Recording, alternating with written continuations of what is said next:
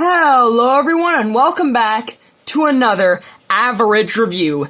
And today I'm going to be finishing off my review series of Series 1 of Jakks Pacific Sonic the Hedgehog 3 5-inch figures with Dr. Ivo Robotnik, aka Eggman. Let's quickly get the packaging out of the way because I've already went through the boxes of these figures 3 times. It's got some nice renders of Shadow, Tails, Knuckles, and Sonic from within their movie designs, the Sonic 3 logo, character names down here, and on the back, we have an image of the figure, name, bio, Sonic 3 logo, the points of articulation, and the other figures in the series. I would like to note, though, the Eggman on the back of the box here is a much shinier, brighter red and has a smaller head compared to the actual figure that's been released. I'm gonna guess this is just, the prototype on the back, so that's why there's, a couple differences. Getting Eggman out of the packaging, and we can see that his design has a lot of differences from his game counterpart. I'd say he has the most differences out of, really any movie design for the main Sonic characters, but it's still super recognizable as Dr. Eggman because he's got the red and black, and of course, the bald head and the big stash. Speaking of the bald head and stash, they've been pretty nicely sculpted. The stash has some hair texturing, and there's some pretty nice paint in the eyes and on the mouth, along with a nice touch of silver on the edges of the goggles. And honestly, I guess not the worst Jim Carrey likeness ever. I mean, fairly solid for like a $15 kid's toy. His coat looks great. I mean, the line work on the black on this coat, along with the contrasting red and little bits of yellow that sort of remind me of his Sonic Adventure design, I mean, they are clean. I also like the detail of the zipper going all the way down this red part of the coat, and also all the line work and fabric detailing on the arms of his coat. Moving down his arms, though, I mean, he's got a lot of detail in his gloves. I mean, look at that. You can see the little control mechanism right there and a bit of texturing and lines throughout the glove. I mean, it's really nice looking, It's pretty cool. I love the little arrows on the lower section of the coat that sort of just point down to these little flap areas. And the legs are, they're mostly just black, but he's got some pretty nice looking pants, and I like the tips of gold at the bottom of his shoes.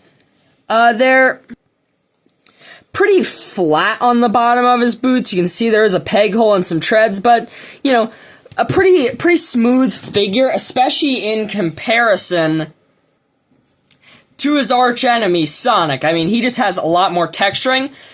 But still, this guy doesn't look half bad. I mean, it's probably more accurate that he's not super textured since, he's just wearing, not really regular clothing, but just, a coat and some pants and boots along with some very nice custom gloves. Now, moving on to articulation, and he shares most of the points of articulation that the other figures in this line has. His head is on a standard ball joint, no hinge or anything. Can't really get much up or tilt, but he does get side to side. His arms have butterfly joints, and his shoulders can spin around and raise pretty high. He's got bicep swivel, which gives him some spin around, and single jointed elbows that get some twist at the upper arm and a little bit at the forearm. His hands can spin around and hinge up or down, but they don't have the finger articulation that the other figures in this line have. And honestly, that's probably for the better. He's got a diaphragm joint at the torso. He gets a fair bit of hunch forward. Since this front flap is, fairly soft, he gets a bit of arch back, tilt side to side, and twist all the way around. Now, he's got legs that can kick forward about 90 degrees thanks to this coat piece, similarly being a much softer piece, and a fairly good split thanks to these cuts at the side of the coat. He does have thigh cut articulation and knees that bend and twist at the upper leg and at the lower leg.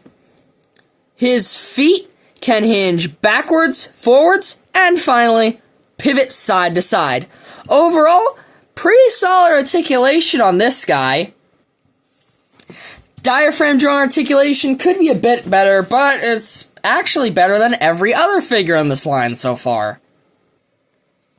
Now, moving on to figure comparisons. Let's start out with the standard comparisons for this. The Marvel Legends Renew Your Vows, Spider-Man, and Spinneret. Unfortunately, he's a bit shorter than both of them, so they don't really fit together. Although here he is with Sonic, Tails, and Shadow from the Sonic 3 line, and yeah, this Eggman is way too short for these guys. He's also a bit too tall for Tommy's 2.5-inch offerings. These aren't the movie versions of Sonic, Tails, and Shadow, but they'd be around the same size since it's the 2.5-inch scale. Although he actually doesn't look too bad with this Tommy 3-inch Knuckles figure. I'd assume this also means he'd scale pretty fine with Jazzware's old 3-inch Sonic line, so hey, if you own any of those figures unlike me, maybe leave a comment if they do scale well. Here's the movie Eggman with Jakks Pacific's giant Death Egg robot figure. Although what I'm personally wondering is if the movie Eggman can actually fit into Jakks Pacific's Eggmobile playset. Yeah, I did not expect this to work at all.